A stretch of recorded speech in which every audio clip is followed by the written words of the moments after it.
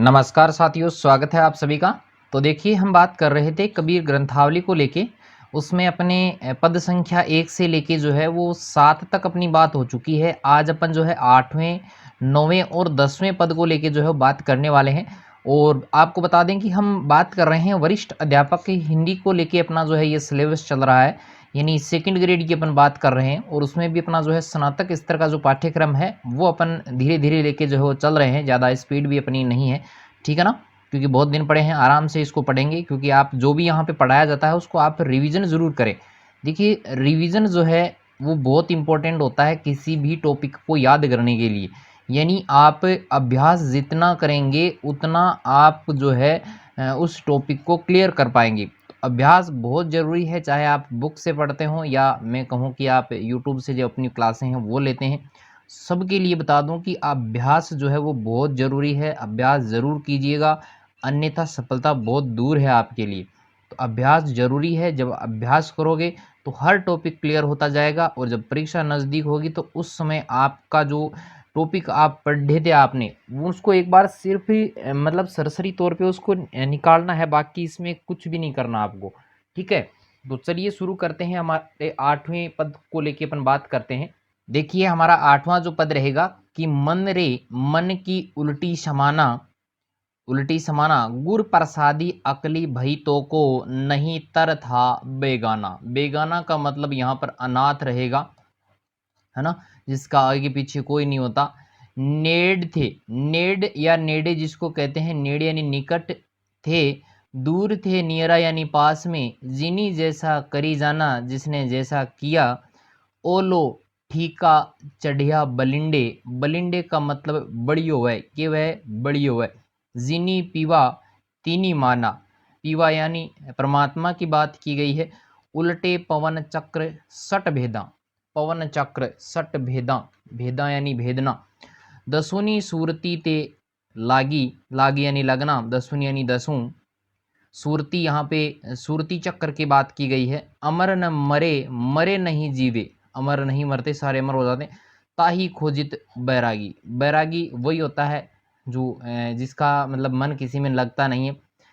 अनभे कथा, अनभे यानी अपूर्व कथा, कवन सो कहिए कौन कहिए, हे कोई चतुर्विवेकी, कोई चतुर्विवेकी पुरुष है, कहे कबीर गुर दिया पलिता, सो झल बिरले देखी। ऐसे कुछ ही लोग हैं संसार में।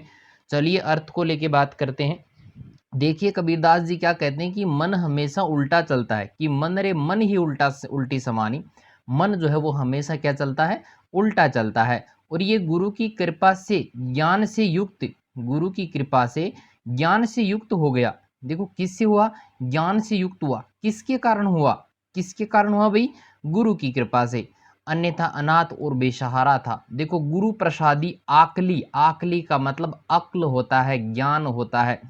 भाई तो को, भाई गुरु की कृपा से ज्ञान से युक्त हो गया। नहीं तर था बेगाना, नहीं तो वो क्या था, अनाथ और बेचारा था, यानी उसका कोई सहारा नहीं था। फिर आगे है देखो कि नेड़ थे दूर थे नियरा, जिनी के जैसा करी जाना, कि परमात्मा की खोज में निकले थे। निकले तो परमात्मा अपने ही अंतर में मिल गए। देखो, नेड़ थे दूर थे, पहले वो बहुत दूर थे, जब उनको खोजने निकले तो बहुत दूर थे। जिनी जैसा करी जाना, फिर देखो परमात्मा को जैसे रूप में स्वीकार करता है, जो व्यक्ति जैसे रूप में स्वीकार करता है वे उसे उसी रूप में मिल जाते हैं। देखो, नेड़ थे दूर नेरा, वो हमसे बहुत दूर थे, खोजने के लिए निकले। जिनी जैसा करी जाना, यानी जैसा उसका स्वरूप, जिसको अपन जिस स्वरूप में, यानी परमात्मा को हम जिस स्वरूप में स्वीकार करते हैं उसी स्वरूप में वो हमें मिल जाते हैं। ओलो ठीका चढ़िया बलिंडे, जिनी पीवा तिनी माना। जो साधक सांसारिक विषयों का त्याग करता है वही परम तत्व को प्राप्त करता है। देखिए, ओलो ठीका चढ़िया बलिंडे, किस पे चढ़ता है, सांसारिक विषयों का त्याग करके जो ईश्वर की भक्ति रूपी जो भक्ति जो है उसमें जो लीन हो जाता है। जिनी पीवा तीनी माना, वही क्या करता है, पीवा यानी परमात्मा को प्राप्त करता है। उल्टे पवन चक्र सट वेदा, सट वेदा 6 चक्रों की बात यहाँ पर की गई है। तो अधोमुख हो, अधोमुख का मतलब योग साधना से क्या करता है, 6 चक्रों का भेदन करता है। देखो, भेदे यानी भेदन करना। उल्टे पवन चक्र षट भेदा, है ना।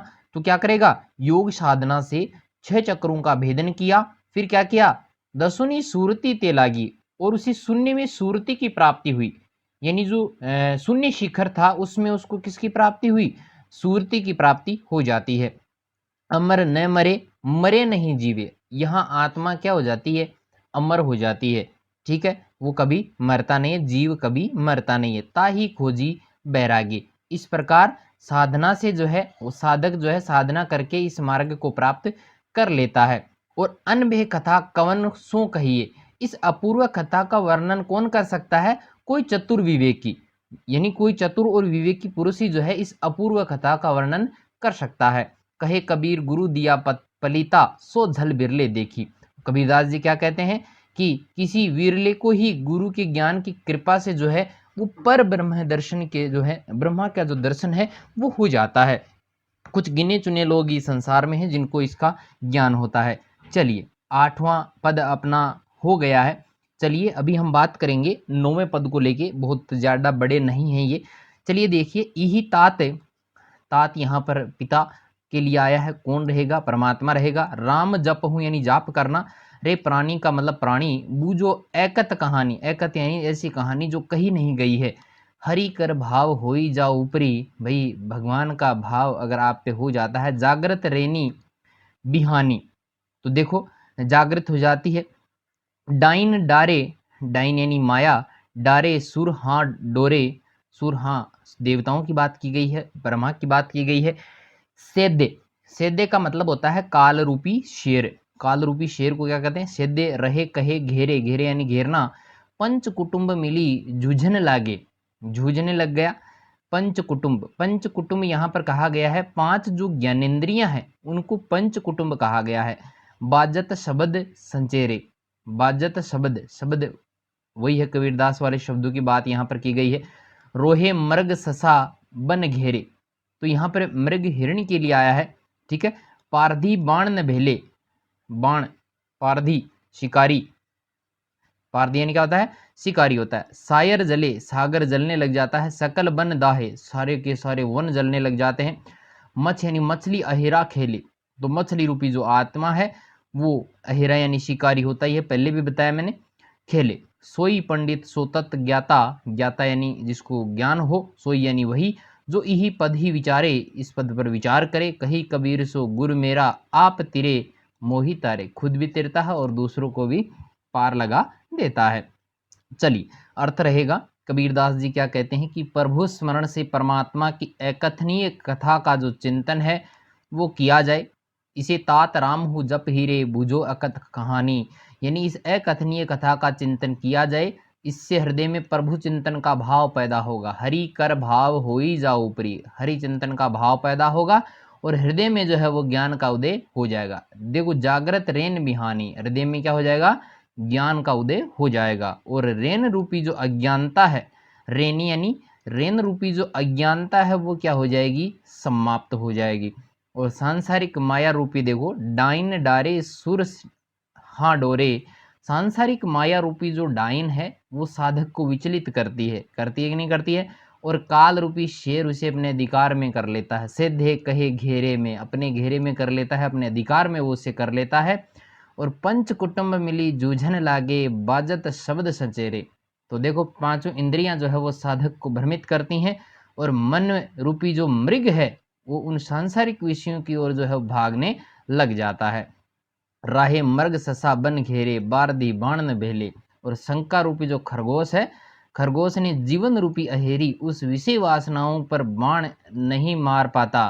तो देखो क्या करता है, शंका रूपी जो खरगोश है उसने जीवन रूपी जो अहेरी है, जो शिकारी है, उस विषय वासनाओं पर बाण नहीं मार पाता है और विषय वासनाओं के कारण आत्मा संसार में उलझ जाती है। और देखो ये यहाँ तक ही बताया भी, सायर जले सकल बने दाजे, कबीरदास जी आगे कहते हैं कि गुरु के प्रताप से जीवात्मा जागृत होती है और जो विषय रूपी जो संसार है, माया रूपी जो संसार है वो जलने लगता है। किसकी कृपा से, गुरु की कृपा से, गुरु के प्रताप से। ठीक है ना। आगे है कि साधक रूपी मछली, देखो यहाँ पे मछली वाली बात आई है कि मंच अहिरा खेले, सोही पंडित सो तत् ज्ञाता, जो यही पद ही विचारे। यानी साधक रूपी मछली अपनी वासनाओं का शिकार करने लगती है। और सांसारिकता का जो है विनाश करने लगती है। आगे कबीर कहते हैं कि इस समय श्रेष्ठ वही है, कौन है कि गुरु सोई गुरु मेरा आप तिरे और मोह तिराए, कि वासनाओं का त्याग करे और परम तत्व को प्राप्त कर ले, वही सच्चा ज्ञानी है, वही सच्चा ज्ञान है। ठीक है, समझ में आया होगा मेरे ख्याल से, बढ़िया से समझाया है। आगे चलिए आगे चलते हैं। हमारा 10वां लास्ट पद जो रहेगा कि अवधू ज्ञान लही धुनी मांडी रे। अवधू यानी अवधूत साधु की बात यहाँ पर की गई है। ज्ञान यानी ज्ञान होता है। शब्द अतीत अनाहद राता, अनहद नाद की बात यहाँ पर की गई है। यदि इति विधि तृष्णा सांडी, सांडी का मतलब होता है नष्ट हो जाना।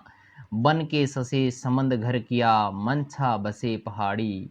मंछा मछली की बात यहाँ पर की गई है, मन की बात यहाँ पर की गई है कि सुई पीवे ब्राह्मण मतवाला, फल लागा दिन बाड़ी। साढ़ बुढ़े कोली में बैठी, मैं खूंटा में गाड़ी। ताणे बाणे पड़ी अनवासी, अविनाशी, जिसका विनाश नहीं हो सके। सूत कहे बूणी गाढ़ी, कहे कबीर सुनहु रे संतो।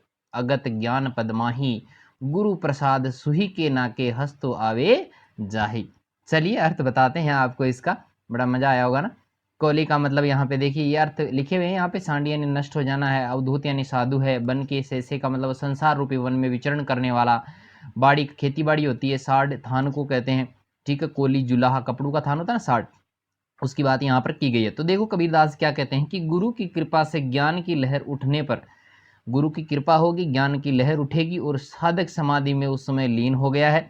और उसकी समस्त जो चित्तवृत्तियां हैं उसमें क्या होता है, अनाहद के शब्द सुनाई देते हैं। और इस प्रकार उसकी जो तृष्णा है, यानी इसी विधि से तृष्णा सांडी, इसी विधि से उसकी तृष्णा जो है वो समाप्त हो जाती है। और ये बड़ी विचित्र स्थिति है। कैसे है कि वन में रहने वाला चंचल मन रूपी जो खरगोश है वो मूलाधार चक्र रूपी समुद्र में रहने लगता है। देखो कहाँ पे रहता है कि वन में रहने वाला, बन के ससे संबंध घर किया, वन में रहने वाला जो मन रूपी जो खरगोश है वो कहाँ पर रहता है, मूलाधार चक्र रूपी जो समुद्र है उसमें वो रहने लग जाता है।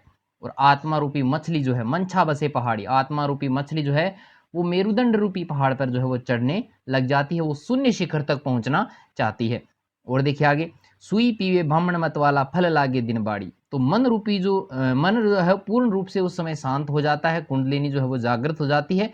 और मेरा साधक रूपी जो ब्राह्मण है वो सहस्त्र साहस से निकलने वाले अमृत का पान करके जो है मतवाला हो जाता है। उसे तो बिना खेती किए ही जो है अनुपम फल जो है वो प्राप्त हो गया है। और कबीरदास जी आगे क्या कहते हैं कि साढ़ बुढ़े कोली में बैठी, मैं खूंटा में गाड़ी। कबीरदास जी कहते हैं कि आत्मा रूपी जुलाहिन जो है, जुलाहा की पत्नी जुलाहिन, विधि विविध भांति के जो कर्म रूपी जो सूत का ताना बाना है वो डालकर सुंदर वस्त्र का निर्माण करती है। ताने बाने से क्या करती है, ताने बाने से अच्छे जो वस्त्र है उसका निर्माण करती है। इसमें आत्मा जो है वो आनंदित हो जाती है। और कबीर के क्या कहते हैं कि ज्ञान का वह पद वैसे तो सब प्रकार से अगम्य है, उस तक नहीं पहुंचा जा सकता, लेकिन जिस प्रकार ईश्वर की कृपा से क्या होता है, सुई का जो नकुआ होता है, नाक का होता है ना, हाथी भी उससे निकल सकता है अगर ईश्वर की कृपा हो जाए तो। लेकिन ऐसे ही गुरु की कृपा से यह ज्ञान पद भी जो है वह सहज रूप से ही प्राप्त किया जा सकता है। सहज रूप से ही जो है वो मोक्ष की प्राप्ति हो सकती है। तो आज जो है अपने लिए बहुत अच्छी बात है कि अपन ने जो है यहाँ पर जो अपन पढ़ रहे थे कबीर ग्रंथावली, कबीर ग्रंथावली जो सेकंड ग्रेड के लिए बहुत ज़्यादा महत्वपूर्ण है। पहला ही अपना स्नातक स्तर का ये रहता है, ये एमए में चलता है। ठीक है, एमए का सिलेबस था, स्नातक स्तर का था वैसे। चलिए, कबीर ग्रंथावली के 1 से लेके 10 पदों तक अपनी बात हो चुकी है। उसके जो 5 अंग हैं उसकी बात अपन ने कर ली है। इस प्रकार कबीर ग्रंथावली का जो बिंदु है आज जो है वो कंप्लीट हो जाता है। ठीक है, तो बढ़िया बात है भाई। चलिए आज के लिए इतना ही, मिलते हैं एक नए टॉपिक के साथ में, तब तक के लिए इजाज़त दीजिए, धन्यवाद।